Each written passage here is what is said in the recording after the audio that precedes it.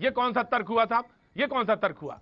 मैं कांग्रेस के प्रवक्ता को अंशुल, डॉक्टर अंशुल, मैं 1 मिनट आने दे, कॉलर है जो वेट करने अपनी बात करना चाहते हैं। जी जी, बात कहिए साहब। मनीष जी बात कहिए।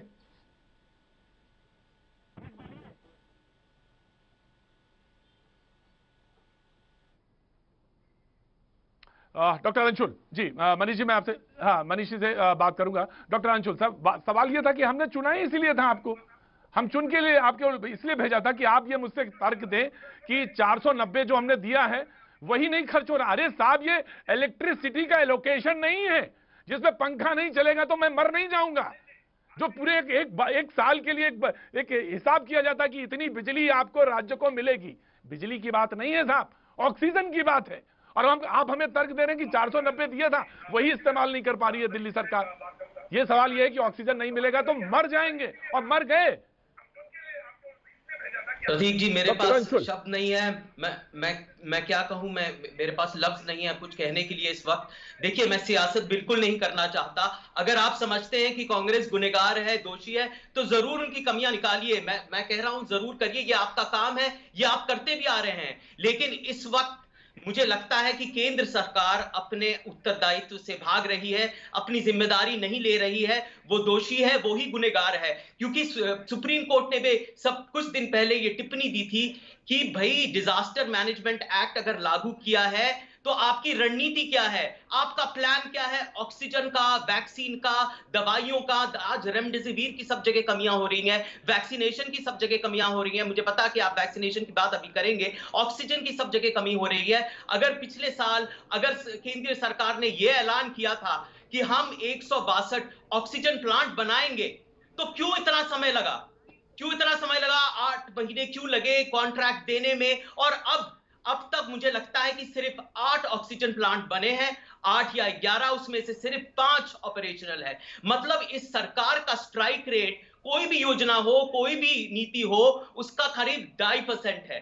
2.5% इस सरकार का स्ट्राइक रेट है। और वो कहती है maximum government, minimum maximum governance, minimum government और ये सब चीजें। ये बिल्कुल गलत है। वो अपनी जिम्मेदारी से ये सरकार भाग रही है और इसलिए ऑक्सीजन की इतनी भारी कमी है यहां पर। ऑक्सीजन और सुप्रीम कोर्ट की टिप्पणी आप देख लीजिए, मैं नहीं कह रहा हूं, भूल जाइए कि मैं कांग्रेस से हूं।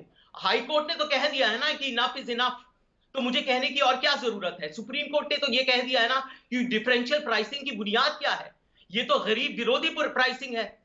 तो अगर सुप्रीम कोर्ट ने यह कह दिया कि ऑक्सीजन की कमी कैसे है, इसकी यहां पर हालात इतने खराब क्यों हैं, ऐसे सूरत हाल क्यों हैं, तो मुझे कहने की क्या जरूरत है यहां पर?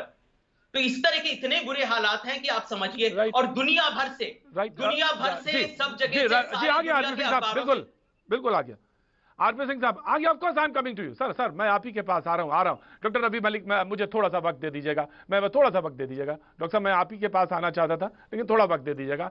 आनंद दुबे अभी ज्यादा इस बात की तस्दीक करेंगे कि मेरे पास ये जो है, उन्होंने कहा कि कल मुख्यमंत्री ने बोला कि महाराष्ट्र के कि साहब मुझे ऐप बनाने की भी, एक ऐप बना सकूं इसकी भी इजाजत नहीं। मैं आ रहा हूं डॉक्टर रवि मलिक साहब, मैं बिल्कुल आ रहा हूं, थोड़ा सा धैर्य समय दे दीजिए। इस बात की तस्दीक आनंद दुबे ज्यादा अच्छी तरह से कर देंगे। तो जब इतने रिस्ट्रिक्शंस हैं तो फिर आप ये बात कैसे कहते हैं कि 490 का तो एलोकेशन किया है, 100 मेट्रिक टन बढ़ा दिया, लोग गैस ऑक्सीजन ले नहीं पा रहे हैं, तो ये तो बड़ा लेम एक्सक्यूज हुआ, माफ करिएगा सिंह साहब। अभी शिवसेना के प्रवक्ता बैठे, उनकी जानकारी के लिए थोड़ा पढ़कर लिख कर आया करें। 1500 मीट्रिक टन मांगा था, 1661 मीट्रिक टन इनको ऑक्सीजन दिया जा रहा है। खाम आकर इनके मुख्यमंत्री, इनके जो हेल्थ मिनिस्टर, वो क्या करें, जानकारी लेनी चाहिए, तब जरा क्लैरिटी हो जाएगी। परंतु अफसोस ये कि ये कह रहे हैं कि 162 को लगने थे, उसमें कितने लगे वो राज्य की सरकार लगाने थे, हम नहीं लगाने। हमने पैसा दिया और ये चिट्ठी मेरे पास पड़ी है, ये 7/4/2020 की चिट्ठी भी पड़ी है, जिसमें कहा गया थोड़ी तैयारी करिए आप, और उसको लगातार इसकी फॉलोअप चिट्ठियां मेरे पास पड़ी है खूब सारी, जो केंद्र सरकार ने लिखी, ये कहकर कि भैया काम स्पीड से करो, जरूरत है, दिक्कत आएगी कल। परंतु नहीं, हम सोते रहेंगे, हम कॉम्पनसेट हो जाएंगे, हम विज्ञापन पे पैसा खर्चेंगे। 294 करोड़ रुपए पिछले एक साल में विज्ञापन पे खर्चा, वो उतने के हॉस्पिटल बन जाते। डीआरडीओ एक हफ्ते में हॉस्पिटल खड़ा करता है 1000 बेड का, इनसे पूरे 6 साल में एक बेड नहीं तैयार हुआ दिल्ली के अंदर। मैं उस पर इसलिए कह रहा हूँ, इसमें मैं 10 दोष निकाल दूंगा, पर दोष में नहीं जाना चाहता। इस समय जो आज कोर्ट ने कहा हम उसको मान्य करेंगे। दिल्ली सरकार अगर अपने हाथ खड़े कर चुकी है। हमको डिलीवरी सिस्टम हम नहीं कर सकते, हम उसकी डिलीवरी सिस्टम करेंगे जी। वो कल से उनकी चिंता करेंगे कि जो 490 590 मीट्रिक टन अब जो कर दिया गया है वो इंश्योर करेंगे वो पहुंचे, परंतु उसके आगे नीचे के ग्राउंड का लॉजिस्टिक उनको देखने पड़ेंगे। कृपा कर बचरा हॉस्पिटल के डॉक्टर गुप्ता उनसे पूछ लेने की इसीलिए चुना है सिंह साहब, दिल्ली की सरकार को। मैं बात ये ठीक नहीं है, आप किसी को टोकते नहीं, मेरे को आप टोक रहे बार बार। मैं जो कह रहा हूँ उनसे पूछिए कि वो किस किस को फोन करे थे और किस किस ने फोन नहीं उठाया था। वो सबके सब कातिल है, जिस जिसने फोन नहीं उठाया, जिनकी जिम्मेवारी थी दिल्ली सरकार की ओर से, वो सबके सब कातिल है इसके लिए, वो सबके सब जिम्मेवार है इसके लिए। बिल्कुल ठीक है सिंह साहब, बिल्कुल। लेकिन वो आनंद दुबे बताएंगे कि वो ऐप की क्या दिक्कत है। आपने कहा अस्पताल बना सकते हैं, बन सकता है अस्पताल, ठीक है, मुझे बढ़िया। डॉक्टर रवि मलिक पर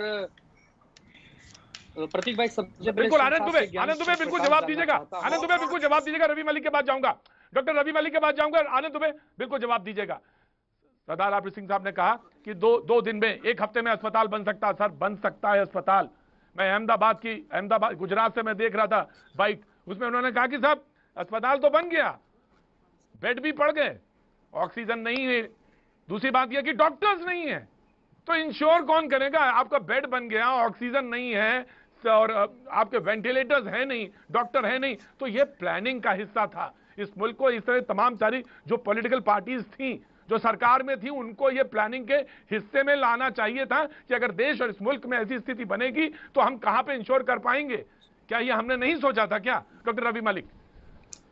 देखिए, बड़े दुख की बात है, आज हमारे देश में 12 मनुष्यों की जान गई है एक टर्शरी लेवल केयर हॉस्पिटल में, कैपिटल ऑफ सिटी के अंदर, बिना ऑक्सीजन के। और सबसे बड़े दुख की बात यह है, बड़ा हॉस्पिटल है, सबसे बड़े दुख की बात यह है कि जयपुर गोल्डन हॉस्पिटल में अभी 3-4 दिन पहले ही यह हादसा हुआ है। और दुख की बात यह है कि आज भी, मैं अभी थोड़ी देर में आपके शो से जाना चाहूंगा, उसकी वजह यह है, मैं अपना निजी हॉस्पिटल चलाता हूं, मेरे पास केवल 3 घंटे की ऑक्सीजन है। मैं हर हेल्पलाइन पे फोन कर चुका हूं, हर डीएम, हर एसडीएम को बता चुका हूं, वो कहते हैं हमारे पास ऑक्सीजन ही नहीं है, हम देंगे कहां से। मेरे पास में 48 पेशेंट्स इस वक्त बैठे हैं। मैंने बड़े आराम से आपके चैनल के लिए वो दिया था कि शायद ऑक्सीजन मिल जाएगी, लेकिन अभी अभी मेरे सीओ और मेरे एमएस लगे हुए हैं। मैं हेल्पलाइन नंबर के ऊपर अभी भी कॉल कर रहा हूं। ये देखिए, ये हेल्पलाइन नंबर है जहां से ऑक्सीजन मिलनी चाहिए मेरे को। इस पे लगातार बेल जा रही है, कोई उठा नहीं रहा। मेरा मित्र है डॉक्टर परवीन, सर कौन सा नंबर है? Please tell me, sir please tell me कौन सा नंबर है? Doctor Ravi Malik, doctor Ravi Malik please give me a number, please give me number, और उस नंबर को मिलाया जाए। मैं चैनल से या मेरे अपने प्रोड्यूसर से कह रहा हूं, वो प्लीज नंबर डायल किया जाए। डॉक्टर रवि मलिक का जो नंबर है उस नंबर को लीजिए, प्लीज डायल करिए।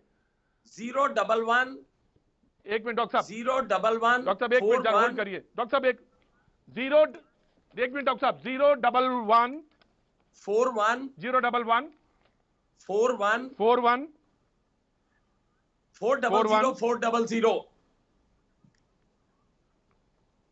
400 400 41 41 400 41 41 400 400 नो 011 41 400 400 41 400 400 प्लीज नंबर डायल किया जाए, प्लीज नंबर डायल किया जाए under Ravi Malik, doctor Ravi Malik, please continue. ये नंबर डायल किया मैं आपको ये बताना चाहूंगा, सीधे केजरीवाल जी के ऑफिस में